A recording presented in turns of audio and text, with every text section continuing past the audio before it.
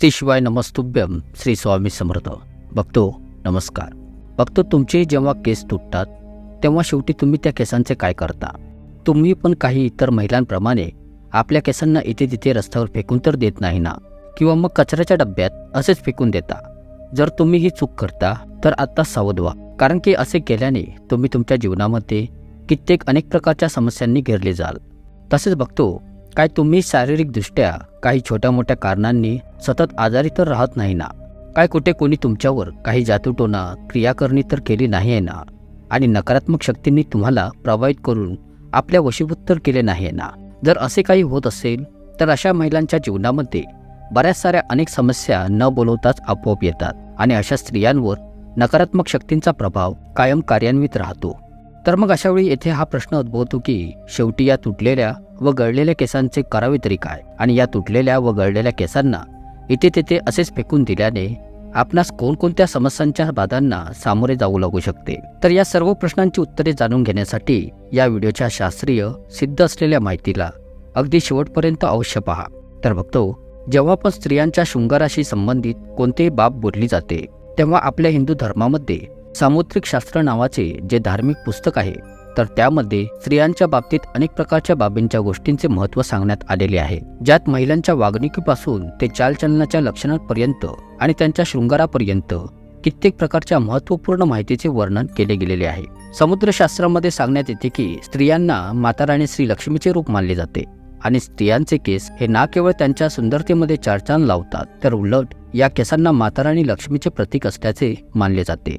ज्या स्त्रियांचे केस मोठे व लांबसडक असतात त्या स्त्रियांवर माता लक्ष्मीची विशेष कृपा कायम बनून राहते आणि अशा स्त्रिया आपल्या जीवनामध्ये अनेक प्रकारच्या उन्नतींना व भाग्यशाली बाबींना प्राप्त करू शकतात.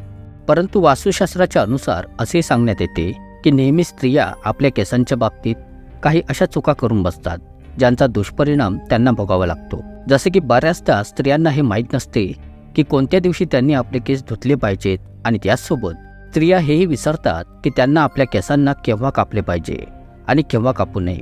आणि या केसांच्या संबंधित जे पण खास नियम आहेत त्यांच्या बाबतीतही महिला बेसावधगिरीने वागतात.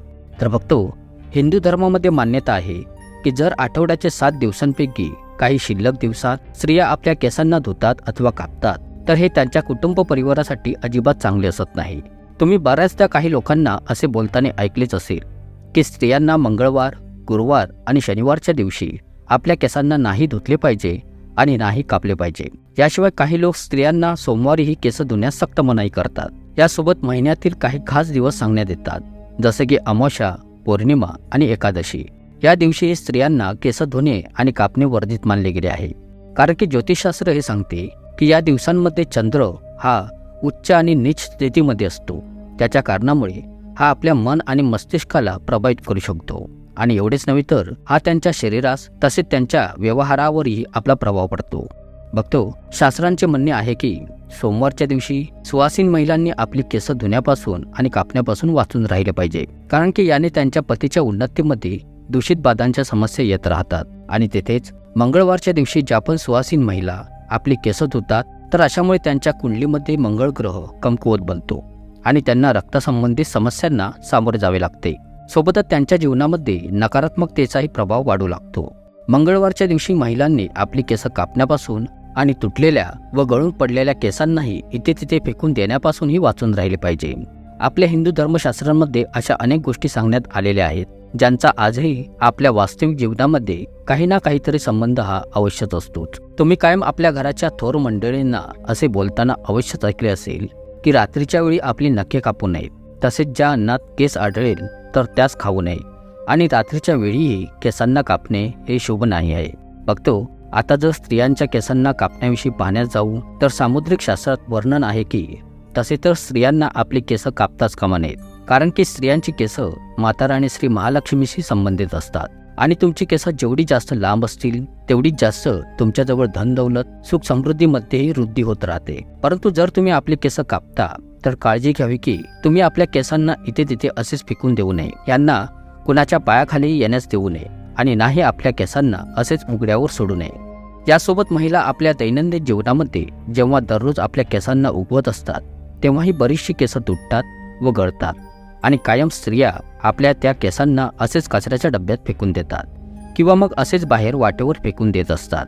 महिलांना हे जाणून घेणे आवश्यक आहे की महिलांच्या या फेकून दिलेल्या केसांद्वारे तंत्रमंत्र क्रिया करणे, जादूटोणा यांसारखे प्रयोग केले जातात. आणि ज्या महिला आपल्या केसांना इथे तिथे असेच फेकून देतात आणि अशामध्ये त्यांचे हे केस कोणा तांत्रिक अथवा कोणत्याही वाईट नकारात्मक शक्तीच्या हाती लागतात अथवा तुमच्याशी दुश्मनी असलेल्या व्यक्तीच्या हाती लागतात, तर अशावेळी तुमच्या या केसांचा प्रयोग चुकीच्या वाईट क्रियेत केला जाऊ शकतो. केसांच्याद्वारे कोणतीही वाईट शक्ती अथवा भूतप्रेत आत्मांची नकारात्मक शक्ती तुमच्यावर प्रभावित होऊ शकते. आणि याचसोबत काही तांत्रिक लोक स्त्रियांच्या केसांचा प्रयोग करून स्त्रियांचे वशीकरणही करतात. सोबतच तांत्रिक लोक आपल्या तंत्रशास्त्रामध्ये शक्तींना वाढवण्यासाठीही स्त्रियांच्या या केसांचा वापर करतात. तर बघतो आता पुढे सांगण्यात जातोय की जर तुम्ही आपल्या केसांना उगवता आणि जेव्हा तुमचे केस तुटतात अथवा गळून पडतात आणि केसांना कापतेवेळी तुमची जी केसं असतात, तर अशावेळी स्त्रियांनी हाच प्रयत्न केला पाहिजे की आपल्या केसांना एकत्र करून जमिनीत कुठेही मातीमध्ये पुरावेत. किंवा मग जर तुम्ही असे करू शकत नसाल तर जेव्हा पण तुम्ही आपल्या केसांना कचऱ्याच्या डब्यात फेकाल तेव्हा आपल्या केसांना एकत्र करून तळ हातावर घेऊन त्यांच्यावर थुंकावे व त्यानंतर छोट्याशा कागदाच्या तुकड्यात यांना गुंडाळून कचऱ्याच्या डब्यात फेकू शकता.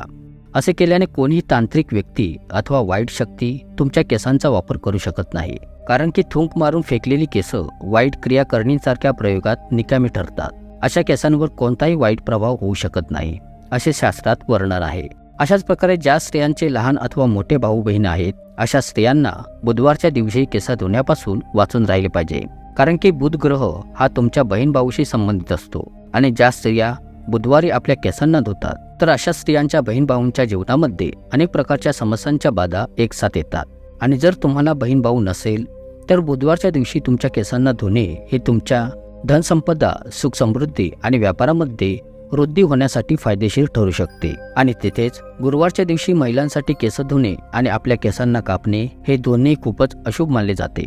आणि असे बोलले जाते की याने ना केवळ घरामध्ये दरिद्रता आपला पाय पसरते तर उलट आर्थिक कंगाली येऊ लागते, धनाची हानी होऊ लागते. आणि तुमचा गुरुग्रह जो की तुमच्या श्रीमंती आणि तुमच्या वैभवासाठी जाणला जातो, तर हा ग्रह कमकुवत होतो. त्याच्या कारणामुळे मग भले तुम्ही राजाही का नसो, तुम्हाला रंक बनण्यास वेळ लागत नाही. यासोबत शुक्रवारचा दिवस महिलांना आपले केस धुण्यास खूपच शुभदायी मानला जातो, परंतु हा माताराणी लक्ष्मीचा दिवस आहे. तर बघतो माता लक्ष्मीच्या दिवशी महिलांनी आपल्या केसांना मात्र कापू नये.